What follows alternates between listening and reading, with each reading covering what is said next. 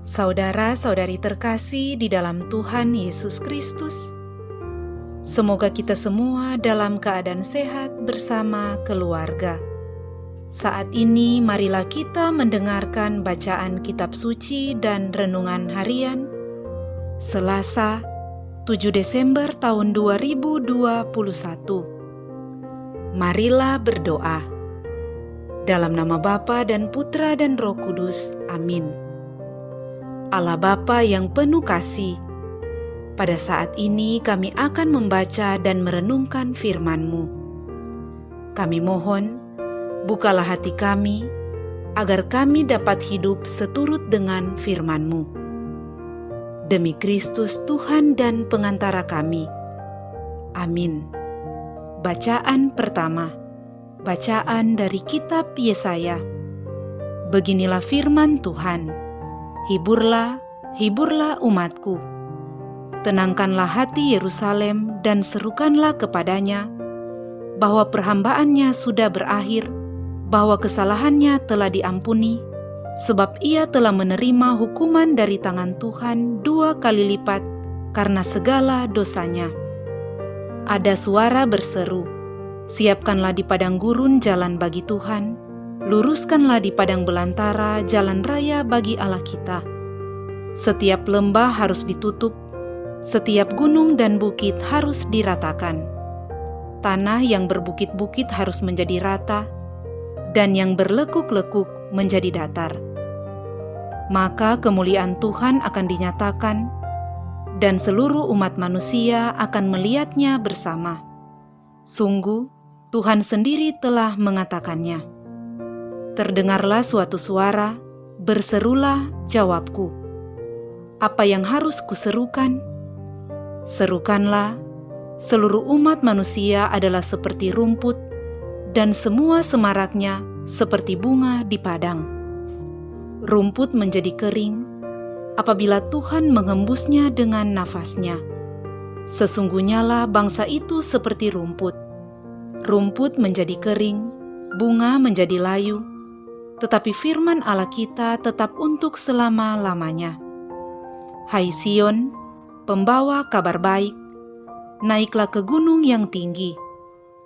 Hai Yerusalem, pembawa kabar baik, nyaringkanlah suaramu kuat-kuat. Nyaringkanlah suaramu, jangan takut. Katakanlah kepada kota-kota Yehuda, lihat, itu Allahmu. Lihat, itu Tuhan Allah. Ia datang dengan kekuatan, dan dengan tangannya ia berkuasa. Mereka yang menjadi upah jeripayanya ada bersama-sama dia, dan mereka yang diperolehnya berjalan di hadapannya. Seperti seorang gembala, ia menggembalakan ternaknya, dan menghimpunkannya dengan tangannya. Anak-anak domba di pangkunya, induk-induk domba dituntunnya dengan hati-hati. Demikianlah sabda Tuhan. Syukur kepada Allah. Bacaan Injil. Inilah Injil suci menurut Matius. Dimuliakanlah Tuhan. Yesus berkata kepada murid-muridnya, "Bagaimana pendapatmu jika seseorang mempunyai 100 ekor domba dan seekor di antaranya sesat? Tidakkah ia akan meninggalkan yang 99 ekor di pegunungan, lalu pergi mencari yang sesat itu? Dan aku berkata kepadamu, sungguh, jika ia berhasil menemukannya, lebih besarlah kegembiraannya atas yang seekor itu daripada atas yang 99 ekor yang tidak sesat. Demikian pula Bapamu yang di surga tidak menghendaki seorang pun dari anak-anak ini hilang." Demikianlah sabda Tuhan. Terpujilah Kristus. Saudara-saudari terkasih di dalam Tuhan Yesus Kristus, renungan kita di saat ini diberi judul Berpengharapan pada Allah. Saudara-saudari terkasih, bacaan Injil hari ini berkisah tentang gembala yang baik, sebagai kepribadian Allah Bapa yang menyelamatkan semua anak-anaknya. Sang Gembala baik tidak membiarkan seekor domba pun jauh dari penggembalaan, jauh dari keselamatan. Ia bahkan meninggalkan 99 ekor domba yang ada dalam kondisi aman untuk mencari seekor domba yang tersesat. Sang Gembala baik memandang seekor domba itu sangat bernilai dan berharga, sehingga ia mengambil resiko untuk mendapatkan domba yang hilang itu. Sang Gembala baik punya pengharapan besar bahwa domba yang hilang itu akan ditemukan dan diselamatkan. Pengharapan akan sesuatu yang baik mendorongnya mengambil aksi penyelamatan sedemikian besar.